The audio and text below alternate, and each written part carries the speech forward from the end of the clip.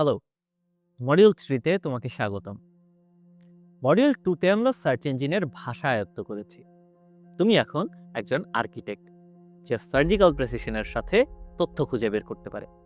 তোমার হাতে এখন এমন পাওয়ারফুল টুলকিট আছে যা দিয়ে তুমি ওয়েবের প্রায় যে কোনো কোণ থেকে ডেটা এক্সট্রাক্ট করতে পারো। কিন্তু এখন প্রশ্ন হলো, সো হোয়াট? তুমি তথ্য খুঁজে পেয়েছো, কিন্তু এরপর কি? এই খুঁজে পাওয়া তথ্য কি সঠিক? এটা কি বিশ্বাসযোগ্য? আজকের এই ডিসইনফরমেশনের যুগে একটা তথ্য খুঁজে পাওয়া আর একটা সত্য খুঁজে পাওয়ার মধ্যে পার্থক্য অনেক।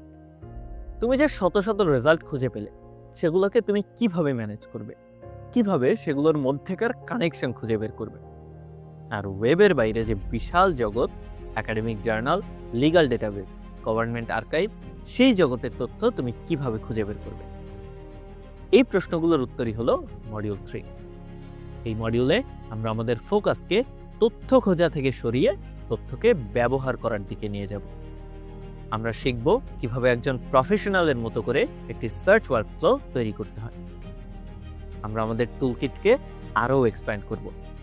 সাধারণ ওয়েব সার্চের বাইরে গিয়ে আমরা গুগল স্কলার, পাবমেড এবং বিভিন্ন গভর্নমেন্ট ডেটাবেসের মতো স্পেশালাইজড ইঞ্জিন ব্যবহার করতে শিখব। রিভার্স ইমেজ সার্চ এবং সোশ্যাল মিডিয়া অ্যানালাইসিসের মতো অ্যাডভান্সড কৌশলগুলো আয়ত্ত করব। এরপর আমরা শিখব কিভাবে একজন ডিটেকটিভের মতো করে তথ্যের সত্যতা যাচাই করতে হয়।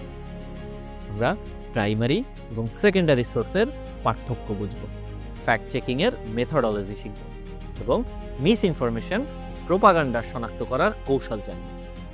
এবং সবশেষে আমরা শিখব কিভাবে এই সব তথ্যকে একটি প্রফেশনাল ওএসআইএনটি বা ওপেন সোর্স ইন্টেলিজেন্স ওয়ার্কফ্লোয়ের মাধ্যমে ম্যানেজ এবং অ্যানালাইজ করতে হয়। এই মডিউল শেষে তুমি শুধু তথ্য খুঁজে বের করতে পারবে না, তুমি তথ্যের কোয়ালিটি বিচার করতে পারবে, সেটিকে অর্গানাইজ করতে পারবে এবং সেটির উপর ভিত্তি করে স্ট্র্যাটেজিক সিদ্ধান্ত নিতে পারবে।